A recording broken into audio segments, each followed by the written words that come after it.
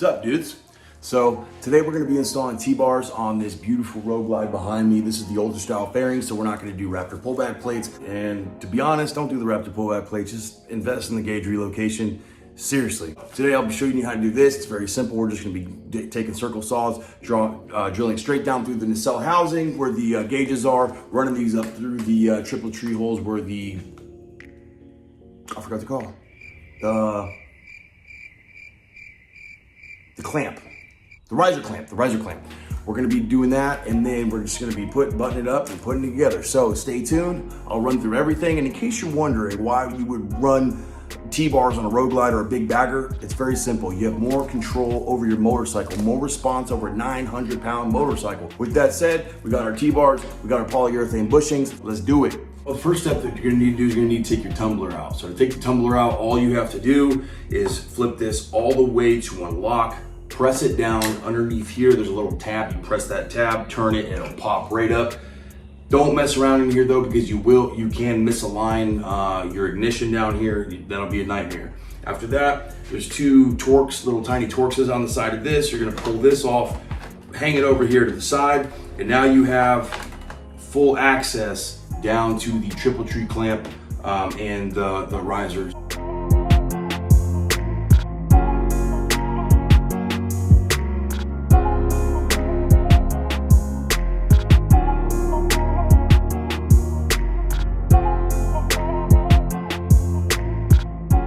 So now that we got everything apart, what you're gonna wanna do is you wanna trace this line. This is your throttle by wire.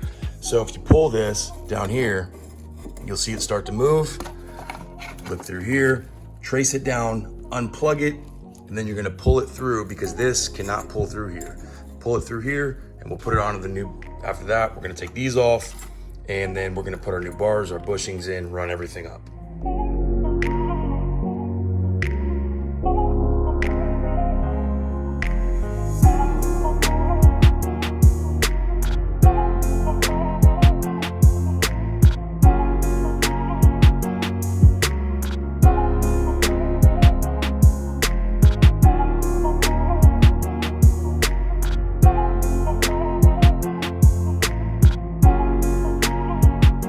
So I want to show you something. Here is the bars. Here's the connection for the throttle by wire. Here's the throttle by wire that actually goes through the bars. Be careful when you're pulling it down through here because this is a sharp angle and it's dimpled. So be careful when you pull it down not to damage the wires. Wrap them in electrical tape and pull them down through nicely. You can put a little grease in there if you need to, but be careful with these. So unhook, connect.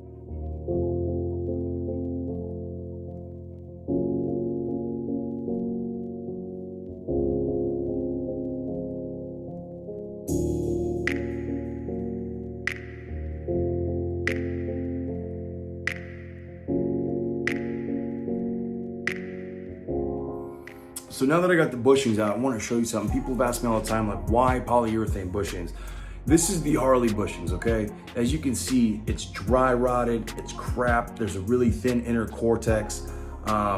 It's just crap, you know? This is what gives the flex. When you have, whether it's your risers and your apes or handlebars or T-bars or whatever, and you get that flex in your bars, this is usually what it's coming from. It's coming from this crap. This is the polyurethane bushing. As you can see, comparison right here, much thicker inner coil, much thicker on the outside, as well as a much thicker diameter, as well as a better material. And it's just a superior product. So if you're gonna do handlebars, you're gonna change them out, or even if you're getting that flex and that bend, you don't need new bars, you don't need new risers. I guarantee you it's this crap that Harley puts in there. So go with a polyurethane bushing. All right, so the key to this is to put the two rubber pieces in first, get them seated. And then when you put this down in here, what it's gonna do is gonna expand that, and it will keep this tight inside of there. So put the rubber on the bottom, rubber on top, and then hit this straight through.